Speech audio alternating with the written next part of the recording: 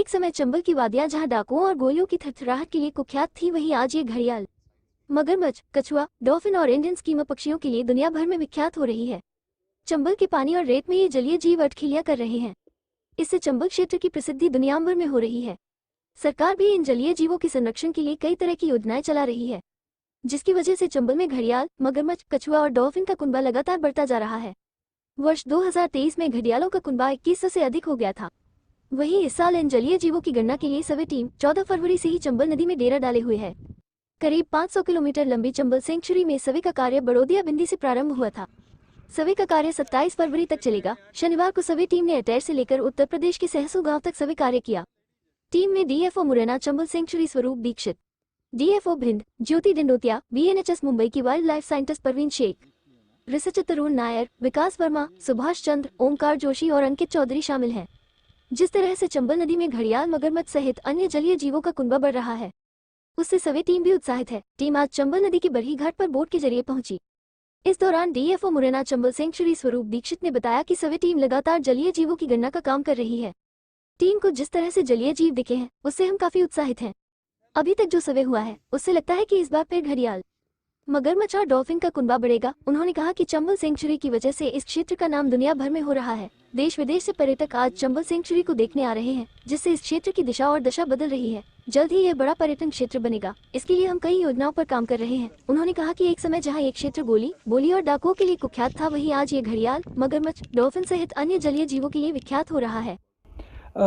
जैसे हर साल होता है, वैसे इस साल भी पूरी चंबल नदी में जलीय वन्यजीव जैसे घड़ियाल, मगरमच्छ और जो प्रवासी पक्षी है, उनकी गणना की जा रही है।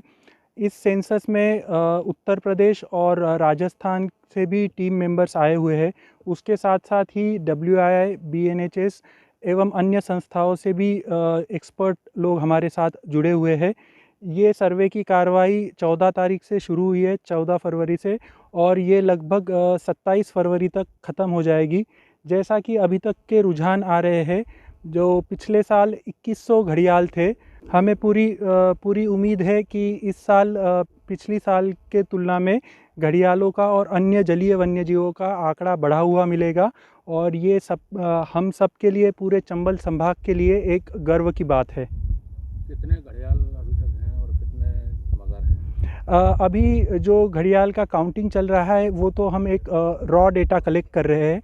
इस पे प्रोसेसिंग होने के बाद ही हम आपको एग्जैक्ट नंबर्स बता पाएंगे। सर, सुनने में आया था कि अपने बरई में डॉल्फिन सेंटर कहीं बन रहा है अपने भिंड सीमा में। भिंड सीमा में अभी एक कछुओं का केंद्र बन रहा है। जो मांसभक्षी कछुए हैं, उनके रेयरिंग के लिए एक सेंटर बन रहा है, जो कि पिछले साल से ही शुरू हुआ है। और उस पे लगातार कार्रवाई करके हम उसको अपग्रेड कर रहे हैं। जो चंबल पहले डकैतों के नाम से जाना जाता था, जिसकी बदनामी थी, वही चंबल अब विकास के नए आयामों को छू रहा है।